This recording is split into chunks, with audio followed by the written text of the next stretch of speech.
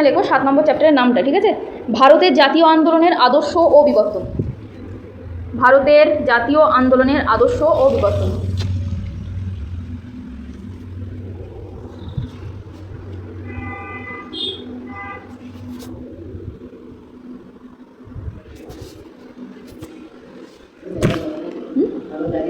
আদর্শ ও বিবর্তন।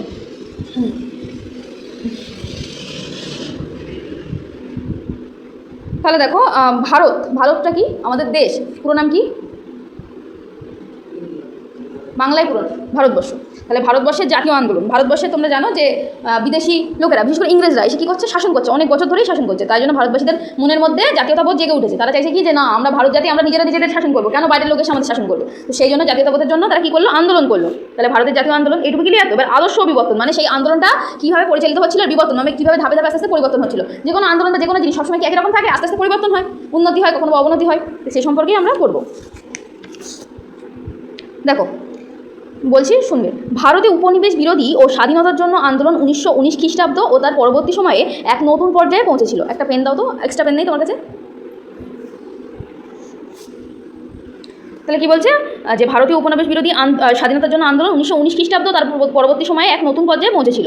এই সময় মোহনদাস করমচাঁদ গান্ধীর নেতৃত্বে জাতীয় কংগ্রেস পরিচালিত অনেক আন্দোলনগুলি ক্রমে গণ আন্দোলনে পরিণত হতে থাকে।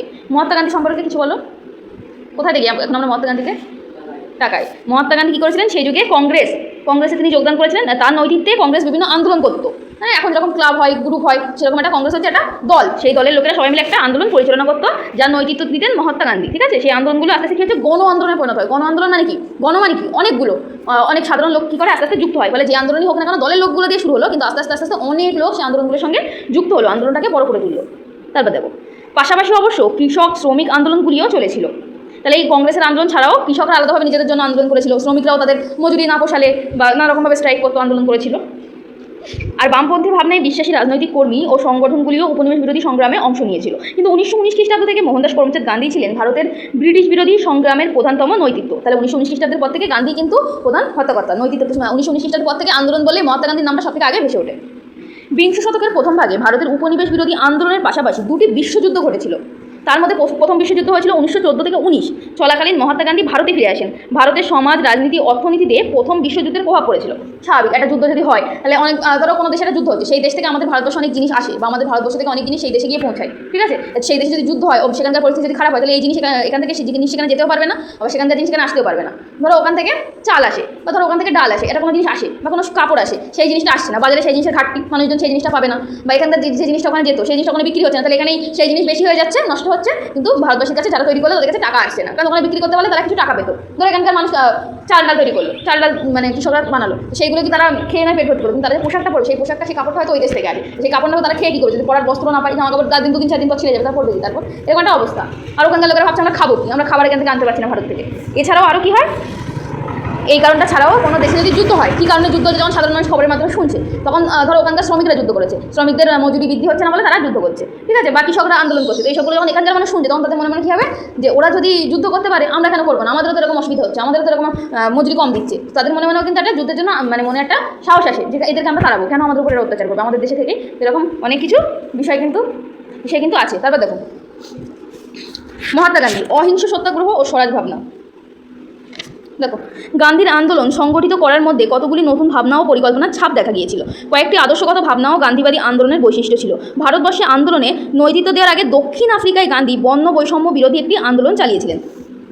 তাহলে কি, এই যেখানে আগে আমরা বললাম না যে গান্ধীজি দ্বিতীয় বিশ্বযুদ্ধের সময় ভারতে চলে আসলেন, তার আগে তিনি কোথায় ছিলেন? দক্ষিণ আফ্রিকায়। সেখানে কী করছিলেন? বর্ণ বৈষম্য, মানে রং নিয়ে যে একটা বৈষম্য ছিল, যে যারা কালো চামড়ার মানুষ ছিল তাদেরকে ফর্সা লোকেরা কী করতো? সম্মান দিত না, তাই তো? তাদেরকে বলতো এই ওদের ছোঁয়া যাবে না, ইত্যাদি নানা রকম ঝামেলা হতো। তো সেখানে তিনি আন্দোলন করেছিলেন যে না, সবাই মানুষ, এ নিয়ে কোনো আন্দোলন বা এই নিয়ে কোনো বর্ণ বৈষম্য থাকবে না, এই নিয়ে তিনি আন্দোলন করেছিলেন। তারপর দেখো, সেই আন্দোলন থেকে ধীরে ধীরে গান্ধীবাদী সত্যাগ্রহ ধারণা তৈরি হয়েছিল। দক্ষিণ আফ্রিকায় বিভিন্ন ধর্ম, ভাষা, অঞ্চলের মানুষকে সঙ্গে নিয়ে লড়াই করেছিলেন গান্ধী। সেই আন্দোলন প্রচার পাওয়ার ফলে গান্ধী বিখ্যাত হয়ে পড়েছিলেন। সেই সময় ভারতের বিভিন্ন রাজনৈতিক নেতারা মূলত একটি অঞ্চলের নেতা ছিলেন, কিন্তু দক্ষিণ আফ্রিকার আন্দোলনের সুবাদে গোড়া থেকেই গান্ধীর কোনো বিশেষ আঞ্চলিক ভাবমূর্তি তৈরি হয়নি। গান্ধীজির কথা, তাহলে যে কোনো আন্দোলন বা কোনো কিছু যখন ভাইরাল হয়, তখন যে নেতা বা যে ঘটনাটা ঘটায় সে কিন্তু বিখ্যাত হয়। তেমনই গান্ধীও কিন্তু সেই সময় বিখ্যাত হয়ে গেছিলেন। তারপরে স্ট্যান্ড দিয়ে যাচ্ছি, আগে এই কথাটা শেষ করে নিই। এই যে ছবি দিয়েছে গান্ধীজি এবং তার অন্যান্য সঙ্গীরা এই যে আন্দোলন করতে গেছিল বর্ণ বৈষম্য, সেটা দেখো। টুকরো কথা, প্রথম বিশ্বযুদ্ধের প্রভাব ভারতের উপর কী কী প্রভাব পড়ছে ভালো করে শুনবে। এশিয়া ও ইউরোপের ছোট বড় অনেক দেশ প্রত্যক্ষ বা পরোক্ষভাবে প্রথম বিশ্বযুদ্ধে জড়িয়ে গিয়েছিল। এশিয়ার বিভিন্ন দেশ মানে এশিয়ায় আমাদের ভারতবর্ষ ছাড়া আরও অনেকগুলো দেশ আছে, আর ইউরোপেও আছে, যেমন ইটালি, সুইজারল্যান্ড আর ইত্যাদি ইত্যাদি অনেক দেশ আছে, ঠিক আছে। আর এশিয়ার মধ্যে কী কী আছে, ভারত ছাড়াও বাংলাদেশ, ভুটান, নেপাল, চীন এসব দেশ আছে। তো এগুলো কী করছে, প্রত্যক্ষ পরোক্ষভাবে এই যুদ্ধের সঙ্গে তারাও জড়িয়ে পড়েছিল, ঠিক আছে। ভারতের ব্যতিক্রম ছিল না। ব্রিটিশ সরকারের দেওয়া বিভিন্ন প্রতিশ্রুতি মেনে নিয়ে নরমপন্থীরা যুদ্ধে ব্রিটিশ সরকারের পাশে দাঁড়িয়েছিল। তাহলে প্রথম বিশ্বযুদ্ধ যখন হচ্ছিল তখন কী করে ভারতবাসীদের এরা উস্কে বা মনের মানে একটা লোক দেখিয়ে নিয়ে যায় যে তোমরা চলো আমাদের যুদ্ধে সাহায্য করো, কারণ ইংরেজদের সৈন্য কম, অন্যান্য যে দেশের সঙ্গে যুদ্ধ হচ্ছে তাদের তুলনায় এই যে সৈন্য কম আছে, তা ওরা কী বলছে যে ভারতবাসীদের কাছে বলছে যে তোমরা চলো আমাদের সাহায্য করো, তাহলে আমরা তোমাদের দেশে আমরা ছেড়ে দেবো, তোমাদের শাসন তোমাদের দিয়ে দেবো, কি তোমাদের সাহায্য করবো, এরকম অনেক কিছু লোক প্রলোভন দেখায় যে কী করে ভারতবাসীদের টেনে নিয়ে যায় যুদ্ধ করাতে। তারপর দেখো, বহু ভারতীয় সৈন্য প্রথম বিশ্বযুদ্ধে প্রাণ হারায়। সামরিক খাতে খরচ বেড়ে গিয়েছিল, যার ফলে দরকারি জিনিসপত্রের দাম বেড়ে যায়। তাহলে কী হচ্ছে, বিশ্বযুদ্ধে কি স্বাভাবিক মানুষ মারা যাবেই, যুদ্ধ মানেই মানুষ হত্যা। তো দেখো কী হয়, অনেক ভারতবাসী মারা যায়। আর সামরিক খাতে মানে ওই যারা যুদ্ধ করছে সেই সৈন্যদের খাবার দাবার যোগান দেওয়া, জামা কাপড় পোশাক আশাক যোগান দেওয়া, তাদের থাকা খরচ, সেই সমস্ত কিছু খরচ বেড়ে যায়। কী হচ্ছে, সরকার কী করছে, দরকারি যেসব জিনিসপত্র দোকানে বিক্রি হচ্ছে তাদের কাছ থেকে তো ট্যাক্স তুলছে, বেশি করে কর নিচ্ছে, তাই সেই সব জিনিসগুলোর দাম আস্তে আস্তে বেড়ে গেল। তাহলে একে তো ভারতবর্ষের কিছু লোক ওখানে গিয়ে বিপদে পড়লো, প্রাণ হারাচ্ছে, আবার এখানে যারা আছে তারাও চলে যাচ্ছে। কেন চলে যাচ্ছে, তার জিনিসপত্র এত দাম হয়ে গেছে যে তারা কিনতে পারছে না। স্বাভাবিক, আমাদের এখানে ভোট হলে পেট্রোল বা ডিম বা ছাই বানানোর সমস্ত কিছুর দাম বাড়ে, তো ওদেরও কী হয়েছিল, যুদ্ধের ফলে দাম বেড়ে গেছিলো। সেই সময় খাদ্যশস্য উৎপাদনও কমে গিয়েছিল। 1918-1919 খ্রিস্টাব্দের মধ্যে দুর্ভিক্ষ ও সংক্রামক ব্যাধির কারণে কয়েক লক্ষ মানুষ মারা গিয়েছিল। ভারতের শ্রমিক আন্দোলন আগের তুলনায় অনেক সংগঠিত হতে থাকে, কারণ যেহেতু একবার ওরা যুদ্ধে গিয়ে এক্সপিরিয়েন্স পেয়েছে, তাহলে ওরা কিন্তু এবারে আরও কঠিনভাবে মানে লড়াই করার ক্ষমতাটা পেয়ে গেছে, কারণ ওরা বুঝতে পেরেছে কীভাবে লড়াই করতে হয় না হয়। অর্থনৈতিক সংকট সামাজিক জীবনেও বিশৃঙ্খলা সৃষ্টি করেছিল। ব্রিটিশ শাসনের প্রতি ভারতীয়দের মোহভঙ্গ হয়েছিল। তাহলে কী হলো, ভারতীয়রা এবার বুঝতে পেরেছিল যে ব্রিটিশরা কখনোই আমাদের সাহায্য করবে না, শুধু আমাদের ক্ষতি করে যেতে পারবে, আমাদেরকে তারা ইউজ করছে, এটা তারা বুঝে গেছিলো। তারপর দেখো, আমি এই 3টে পেজ অবধি পড়াবো, ঠিক আছে। তারপরে তুমি একটু দেখবে কী করে পড়া হয়েছে। তুমি বললে যে 7 থেকে পরীক্ষা হবে, বুঝতে পারলাম না, বলো।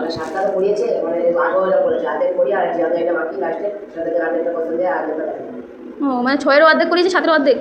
এমনি টেক্সট পড়ায়নি, শুধু কোশ্চেন আনসার করিয়েছে, তাই তো।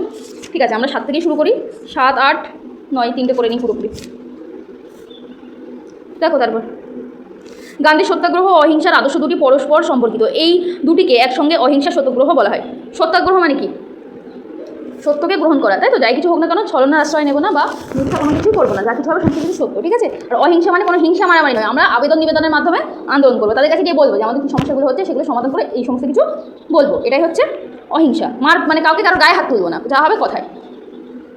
দেখো, আদর্শ দুটি পরস্পর সম্পর্কিত, এই দুটিকে একসঙ্গে অহিংসা সত্যগ্রহ বলা হয়। গান্ধী মনে করতেন সত্যের খোঁজ করাই মানব জীবনের চূড়ান্ত লক্ষ্য, ফলে সত্যের প্রতি আগ্রহ বা সত্যের প্রতি নিষ্ঠা রাজনৈতিক আন্দোলনেরও চূড়ান্ত উদ্দেশ্য হওয়া উচিত। পাশাপাশি হিংস্র পথে রাজনৈতিক প্রতিরোধের পন্থাকেও গান্ধী আলোচনা করেন। গান্ধীর আন্দোলনের চরিত্রগুলি একদিকে ছিল গণমুখী, অর্থাৎ অধিকাংশ জনগণকে আন্দোলনে টেনে আনার মাধ্যমেই অহিংস সত্যাগ্রহ সফল হবে, কিন্তু তার পাশাপাশি অহিংস সত্যাগ্রহ আদর্শ জনগণকে কঠোরভাবে মেনে চলতে হবে বলে গান্ধী মনে করতেন। যদিও গান্ধীর পরিচালিত আন্দোলনগুলিতে সবসময় অহিংসার আদর্শ পুরোপুরি বজায় থাকেনি, স্বাভাবিকভাবে তা নিয়ে বিব্রত গান্ধী হিংসাত্মক হয়ে পড়ার ফলে আন্দোলন রোধ করার নজিরও রেখেছিলেন। তাহলে দেখো, আন্দোলন শুরু হচ্ছে কিন্তু অহিংসভাবে, মানে কোনো হিংসা আমরা ছড়াবো না, মারপিট মারধর করবো না। কিন্তু গান্ধী যেটা ভাবলেও আন্দোলনে যারা অংশগ্রহণ করছে তারা সবাই কিন্তু এরকম ভাবছে না। অনেকে হচ্ছে হিংস্র প্রকৃতি, কেউ তাকে একটা কিছু বলে তার মাথা গরম হয়ে যায়, তারা কী করছে, আন্দোলন থেকে তারা হঠাৎ করে ঝামেলা বাঁধিয়ে দিচ্ছে। এর ফলে কী হচ্ছে, যে আন্দোলনটা অহিংসা দিয়ে শুরু হচ্ছে, যে না হিংসা মারামারি হবে না, সেই আন্দোলনটা অনেক বেশি হিংসাত্মক হয়েছে। তখন গান্ধী বাধ্য কী করছে, সেই আন্দোলন বন্ধ করে দিচ্ছে, যে না আমি হিংসা মারামারি চাই না, তোমরা যদি হিংসা মারামারি করো তাহলে এই আন্দোলন আমি আর করবো না, ছেড়ে দিচ্ছে। তারপর দেখো, মন্টেগু চেমসফোর্ড সংস্কার। প্রথম বিশ্বযুদ্ধের সময় ব্রিটিশ সরকার ভারতীয়দের যেসব অধিকার দেবে বলে ঘোষণা করেছিল তার কোনোটাই বাস্তবিত হয়নি। যেমন বলেছিলাম, নানা রকম লোভ দেখিয়ে ওদের যুদ্ধের জন্য নিয়ে গেছিলো, কিন্তু কোনো কিছু যে বলেছিল, যে কথাগুলো দিয়েছিল যে আমি তোমাদের এই করবো কোনো কিছুই কিন্তু করেনি। যেমন নেতারা ভোটের আগে বড় বড় লেকচার দেয়, ভোট হয়ে গেলে খুঁজে পাওয়া যায় না, তেমনই এদের অবস্থাও এরকম হয়েছিল। সেই পরিস্থিতিতে ভারতের স্বশাসনের আন্দোলন বা হোম রুল মুভমেন্ট জোরদার হয়ে উঠেছিল। সেই পরিপ্রেক্ষিতে ভারত সচিব মন্টেগু এবং বড়লাট ভাইসরয় লর্ড চেমসফোর্ড 1919 খ্রিস্টাব্দে ভারত শাসন আইন পাশ করেন।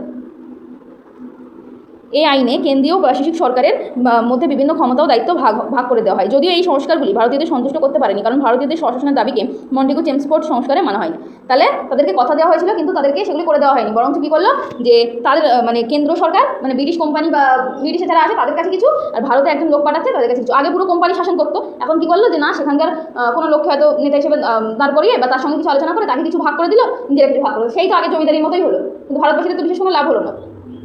তারপর দেখো, গান্ধীর স্বরাজ ভাবনা 1909 খ্রিস্টাব্দে প্রকাশিত হিন্দ স্বরাজ নামের একটি রচনায় গান্ধী তার স্বরাজ বিষয়ক সামাজিক আদর্শগুলিকে স্পষ্ট করে বিশ্লেষণ করেছিলেন। এই আলোচনায় গান্ধী বলেন যে কেবল ঔপনিবেশিক শাসন বা ব্রিটিশ সরকার নয়, পুরো পাশ্চাত্য আদর্শভিত্তিক আধুনিক শিল্প সমাজই ভারতের সাধারণ মানুষের শত্রু। গান্ধীর মতে কেবল রাজনৈতিকভাবে স্বরাজের দাবি অর্ধেক স্বাধীনতার দাবি, কারণ তার ফলে ব্যক্তিগতভাবে ব্রিটিশ না থাকলেও ব্রিটিশ সুলভ ভাবনা চিন্তা থাকবে। ফলে শুধু ঔপনিবেশিক শাসনকে হটালেই হবে না, তার সঙ্গে ঔপনিবেশিক শাসনের হাত ধরে যা কিছু সমাজে গড়ে উঠেছে সেগুলিও বিসর্জন দিতে হবে। গান্ধী মনে করতেন সবাইকে চাষিদের মতো সহজ সরল জীবনযাপন করতে হবে। এই সরল জীবনযাপনের আদর্শের সঙ্গে খাদির পোশাক, চরকা কাটার কর্মসূচিও যুক্ত হয়েছিল।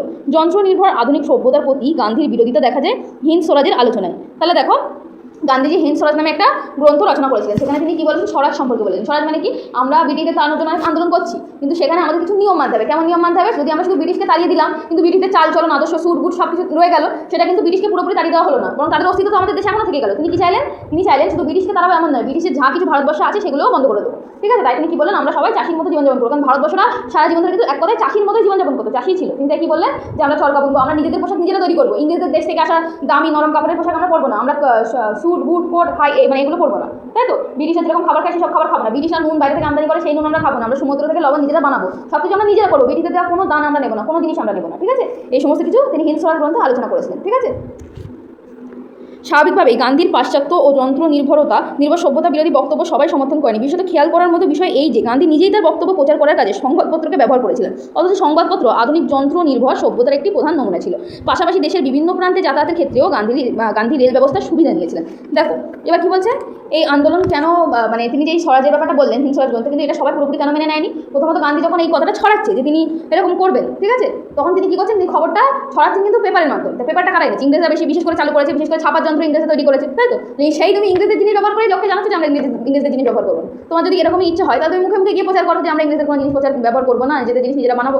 তা না, তিনি পেপারের মাধ্যমে করছেন। এর ফলে সবাই কি করলো? ব্যঙ্গ করলো যে দেখো নিজেই ইংরেজদের জিনিস ব্যবহার করছে, আবার আমাদেরকে জ্ঞান দিচ্ছে যে আমরা ইংরেজদের জিনিস ব্যবহার না করি। আর কি পাশাপাশি বিভিন্ন জায়গায় যাওয়ার জন্য গান্ধীজি রেলপথে ব্যবহার মানে রেলের মাধ্যমে যেতেন, কিন্তু রেলটাও তো ইংরেজরা শুরু করেছিল। তাই তো? তাই গান্ধীজি যেটা বলেছেন সেটা কিন্তু পুরোপুরি তিনি নিজেও করতে পারেননি। ওই জন্য অনেকে কি করে? এই মতের সমর্থন করে না।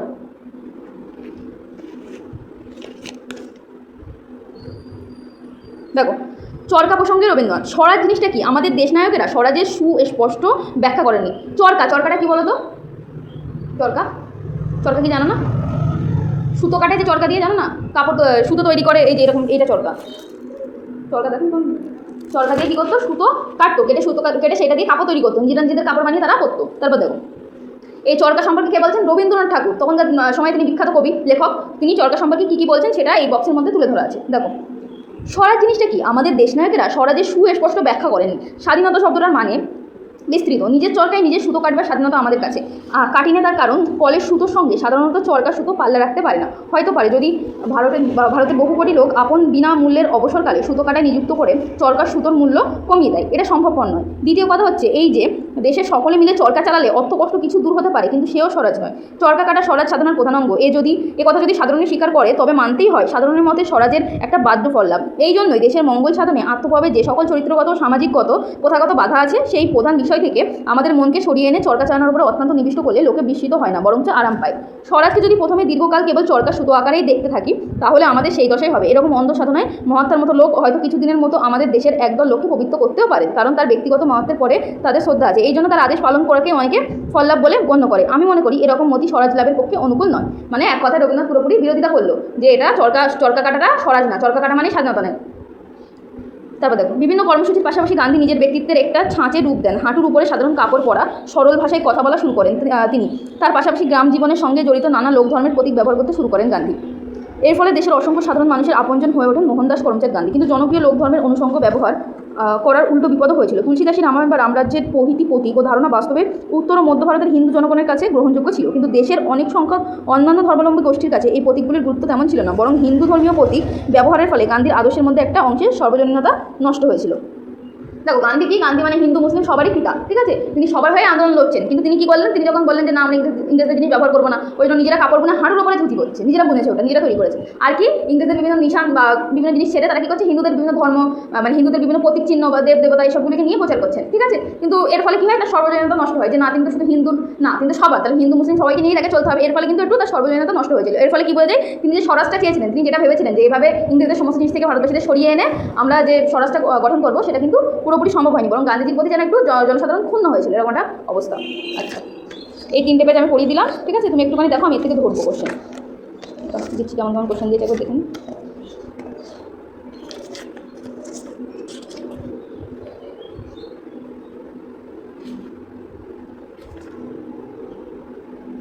যেটুকু পড়িয়েছি তার মধ্যেও কোশ্চেন আছে অনেকটা।